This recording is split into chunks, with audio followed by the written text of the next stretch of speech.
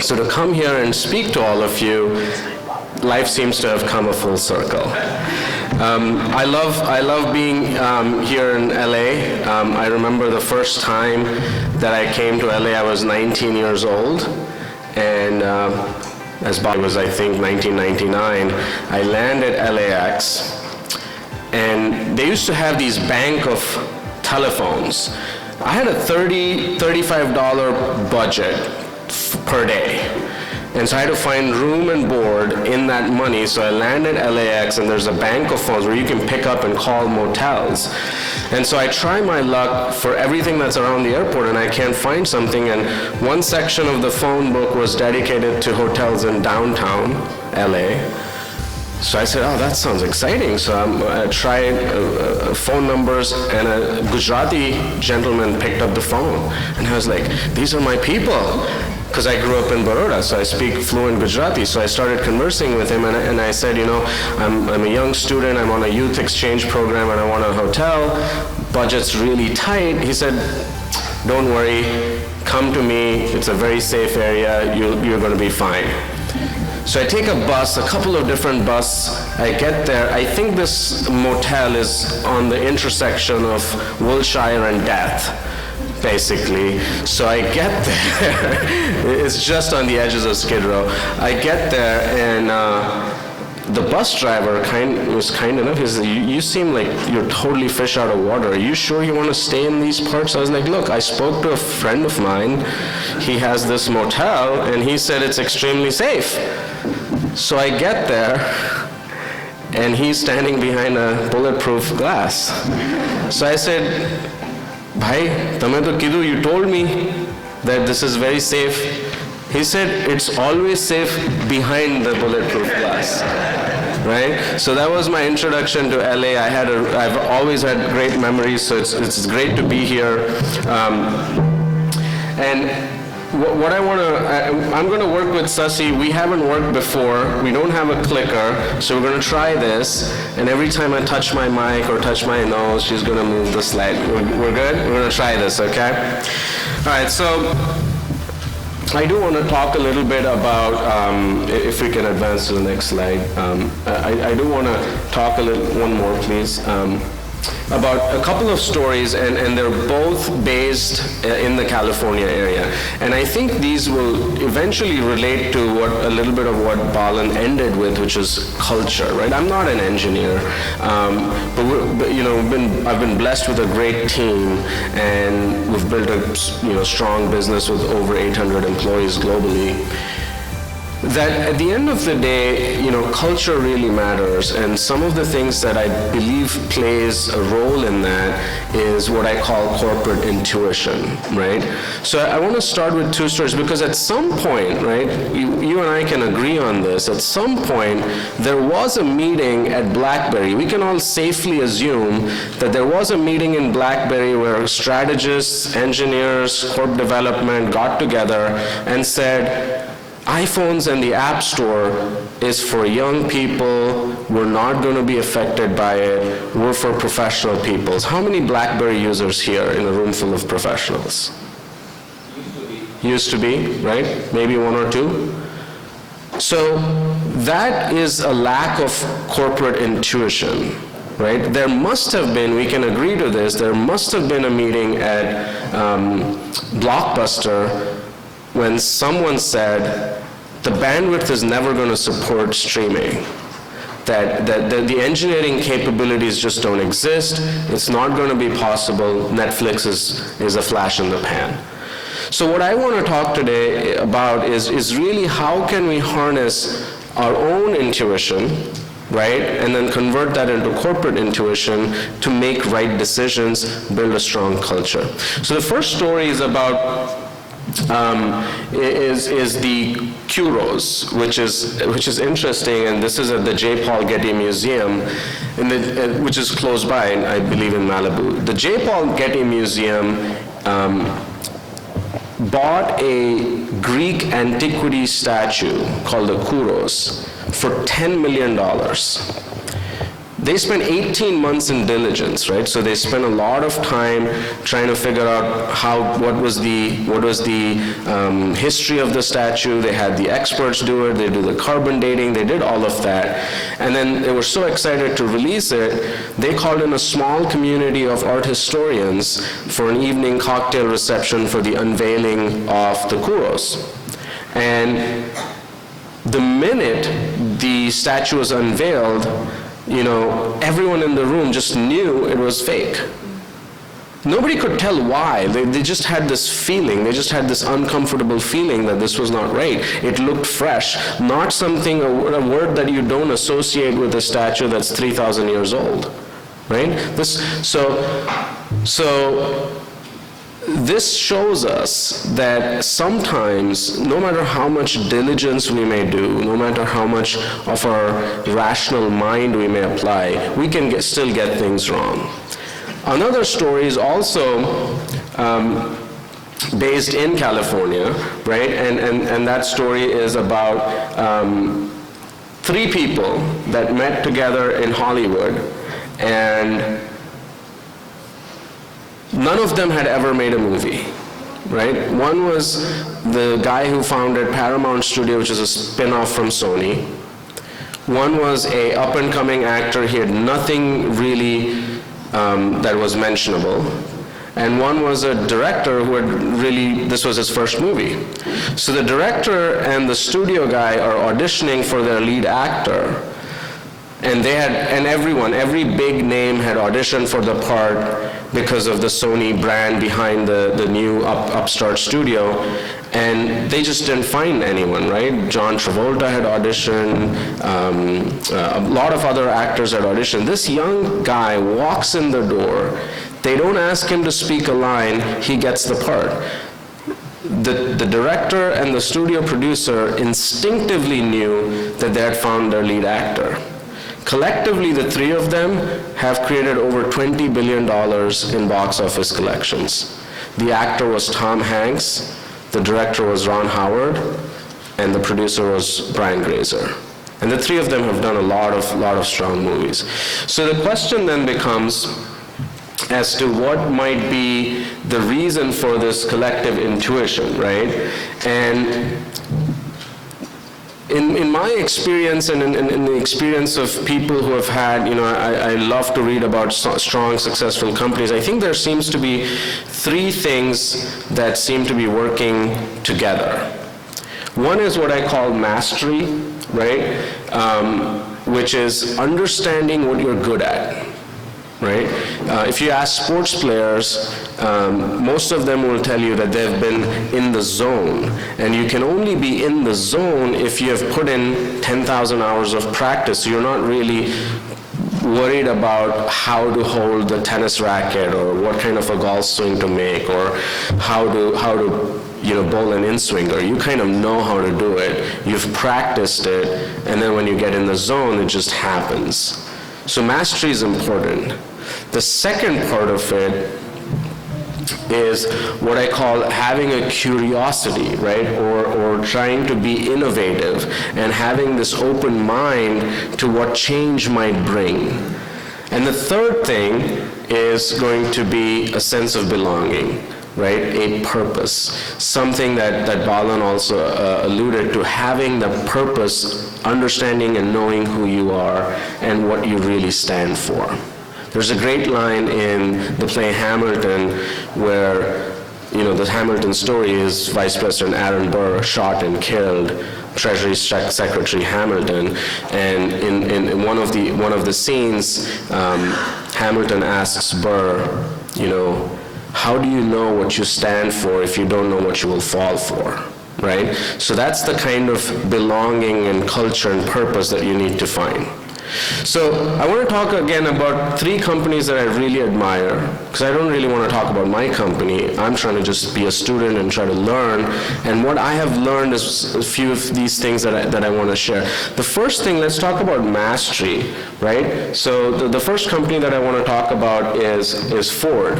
So Alan Mulally is known as the American icon, probably one of the most impactful CEOs of all time.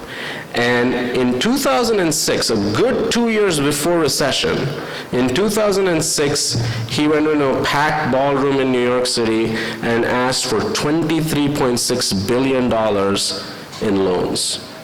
And everyone thought, why would you want that kind of capital? And his simple reason was that he wants to have sufficient capital to weather what he thought was coming down the pike. 2008, the recession hits, and between 2008 and 2011, Ford jettisoned Jaguar Land Rover, Aston Martin, and Volvo. In 2014, they jettisoned Mercury and another brand. But what they did was they strengthened their core. So between 2006 and 2011, Ford really, under the leadership of Mullally, thought about how to strengthen the core, right? They got rid of assets that they could not manage. They understood their limitations in being a really strong US-based manufacturer, North America-based manufacturer, and not being a management company running companies like Jaguar and Land Rover.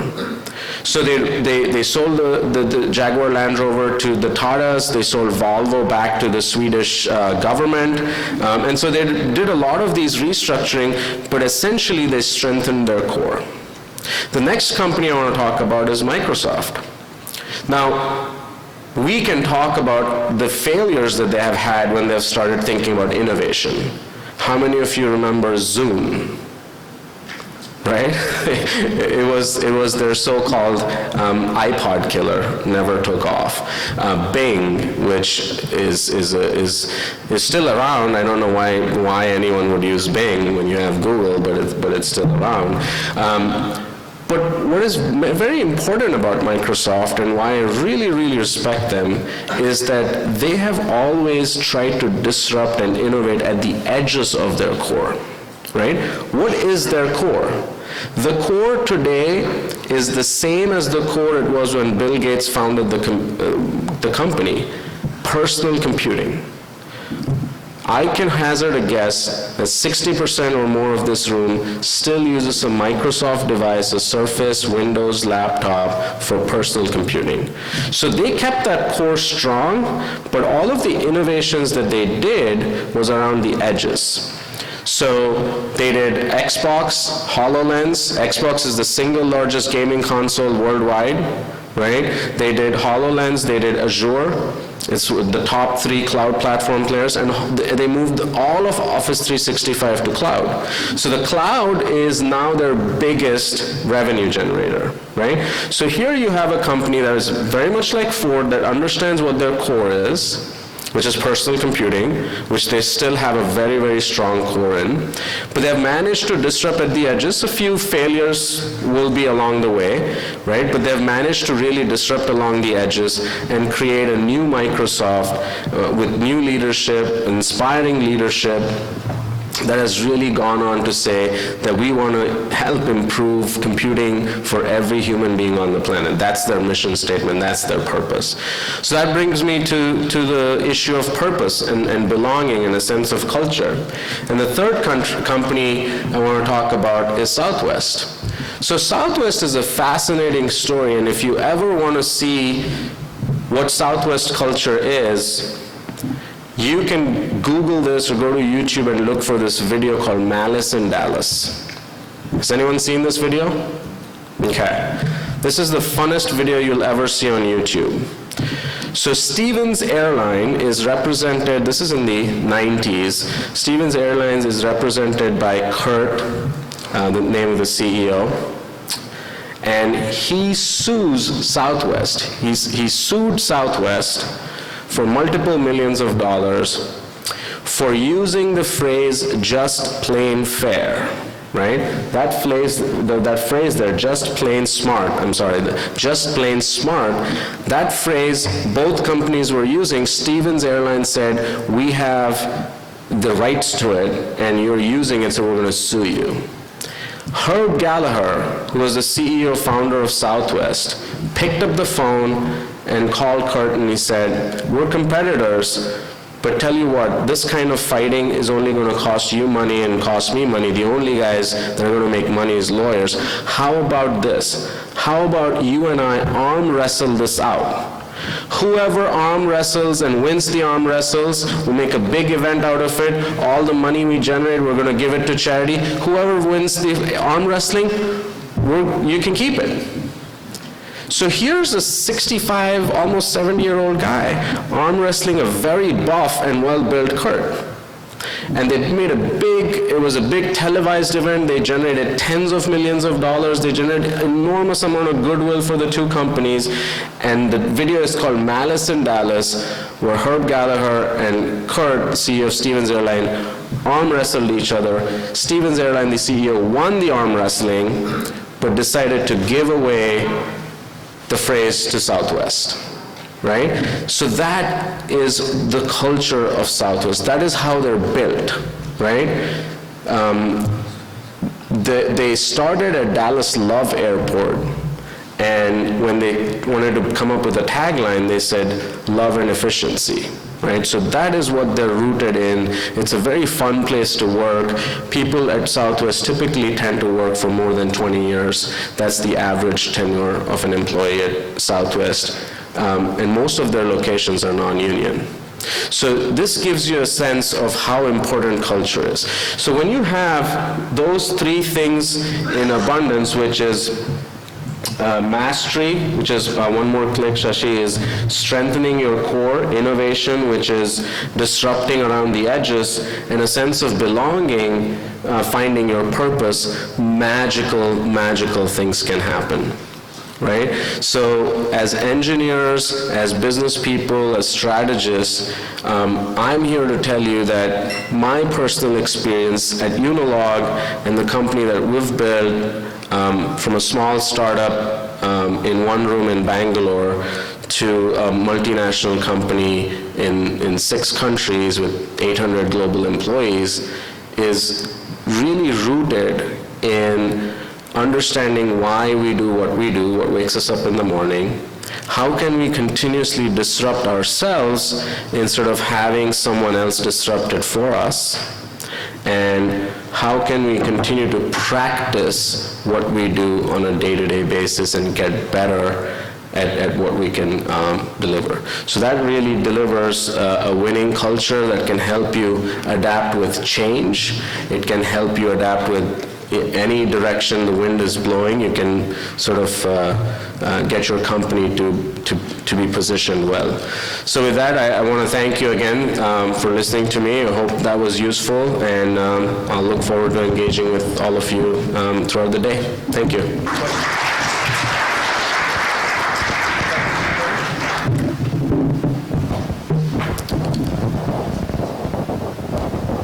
E-commerce is a very challenging area. I was wondering what's unique about your services? At Unilog? Yeah. So I think when people ask me, what differentiates us in e-commerce, we provide a software product for B2B e-commerce. From a technology perspective, not much. I always tell that there isn't really much that separates best-in-class companies from a technology perspective. I think what is genuinely a differentiator for us, it goes back to our vision for who we are and who we want to be. I think our vision is very different from our competitors. Our belief is that we build a software for B2B e-commerce to help elevate our customers. So all of our features and functionality is really rooted in the fact that we want our customers to win. We want our customers to be able to compete with Amazon and Grainger and the big box retailers. And a lot of our customers have that existential crisis or the crisis of identity. And so everything that we're building on the product side is really rooted in our vision for the industry, for who we serve, and obviously that, I think, is the single largest differentiator. There's tons of product feature functionality that my product marketing person will say we do better, but I think my competitor's product marketing person could give 10 things that they think they do better. Are you using AI? We are. So data is the new oil. So we have, hundreds of e-commerce sites that are running on our platform, and the data that we generate in terms of identifying which are the fastest moving product categories across different sites, which are the fastest moving replacement parts, which manufacturers and brands are doing really well. So we do a lot of analysis using AI in terms of understanding what the data is telling us.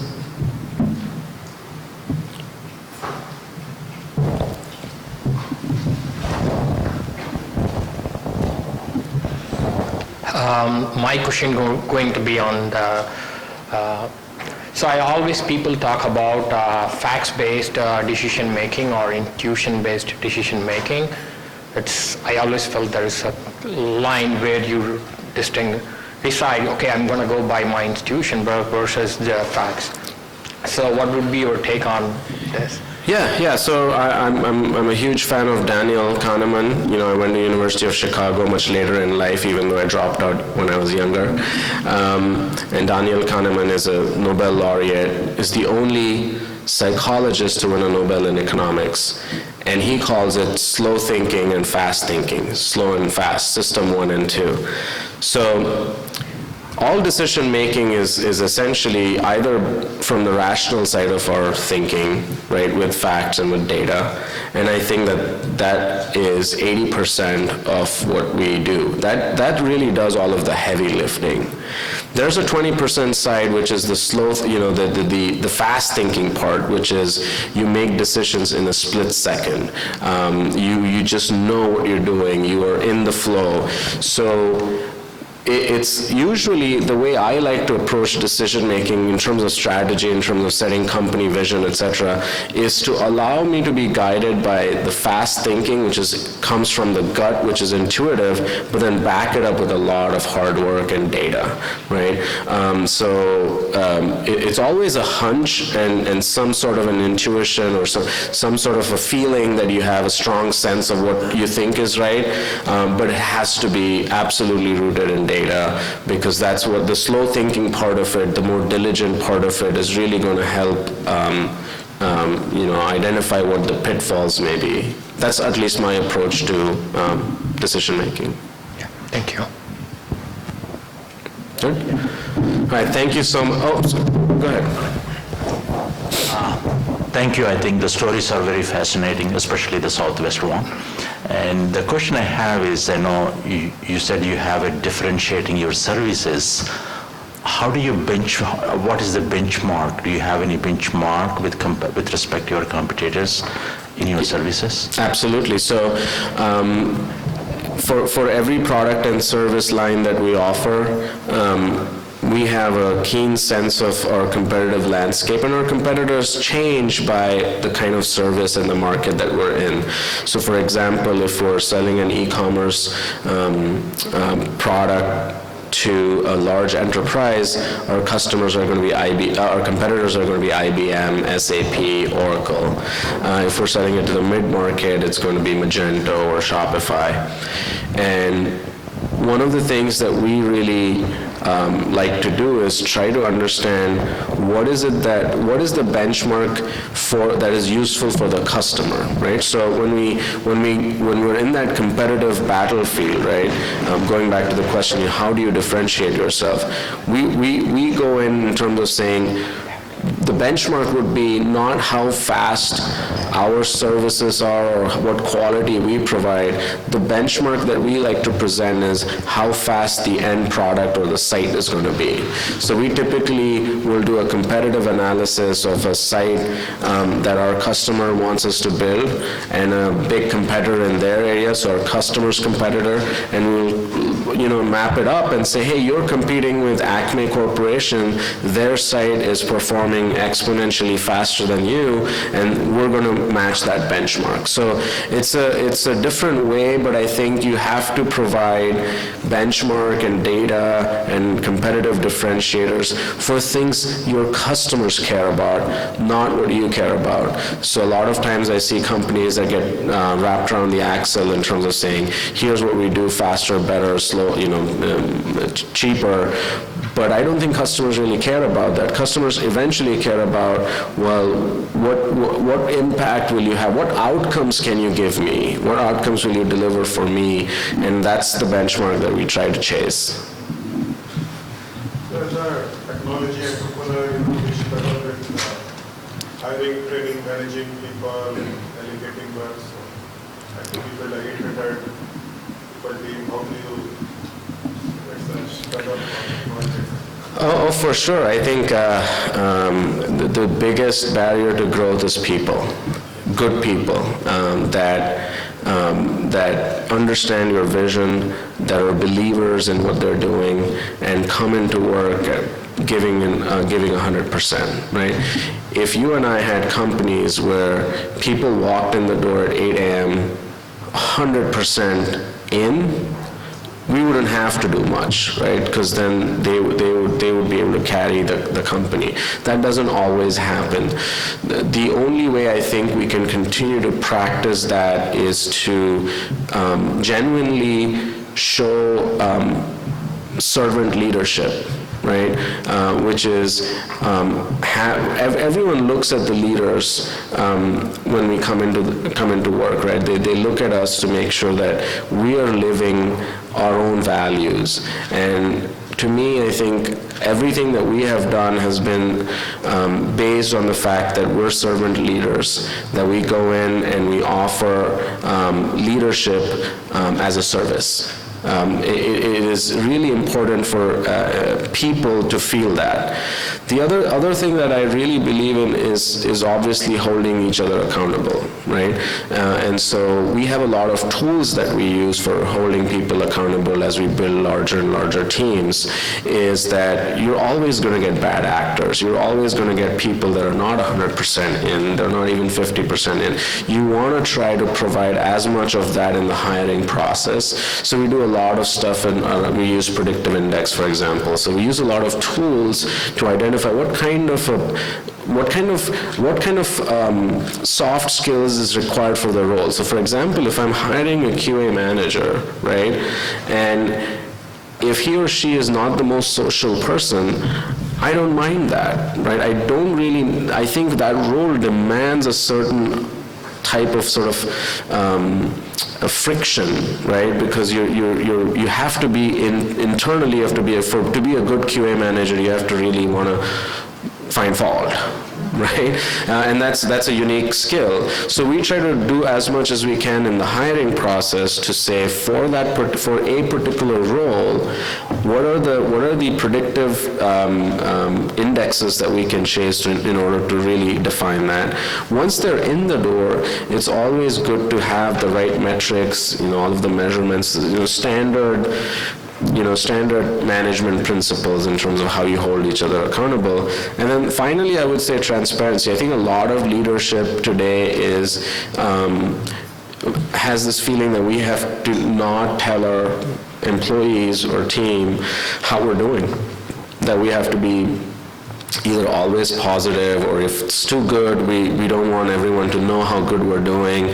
And so I think that should go away, and I think the modern companies of the world are all about transparency and providing more information to employees in terms of saying, how's the company truly performing, how much salary does a CEO make, for example, even if it's a private company, just to get them, get an understanding of that they feel part of a larger team. Is that it? Yeah, thank you so much. Appreciate it. Thanks.